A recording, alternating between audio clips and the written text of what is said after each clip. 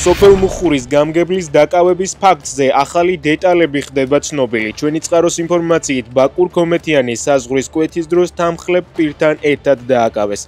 სავარაუდოდ ნაქირავებ ავტომობილში მას 5 კილოგრამამდე ნარკოტიკი აღმოუჩინეს. შინაგან საქმეთა სამინისტრო მომხდარზე ინფორმაციას ამ ეტაპზე არ ავრცელებს. კომენტარს არ აკეთებს გამგებლის ოჯახი. წულუკიანის კომისიაზე გამოუცხადებლობის გამო საქალაქო სასამართლოში ნიკა გვარამიას პროცესი მიმდინარეობს. გამოძიების ფარგლებში სასამართლომ კოალიცია ცვლილებისთვის ერთ-ერთ ლიდერს აღკვეთის ღონისძიების სახით 30,000 ლარის ოდენობით გირაო განუსაზღვრა. გირაოს გადახდის ვადა 7 ივნისს იწურება. გირაოს გადახდა არ იქნება.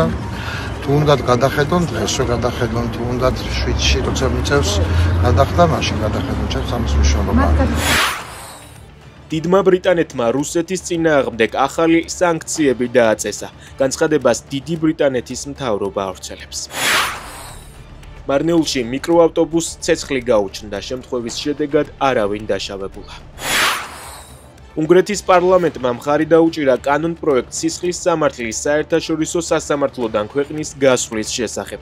კანონპროექტს მხარი 134 დეპუტატმა დაუჭირა, ხოლო წინააღმდეგი 37 იყო.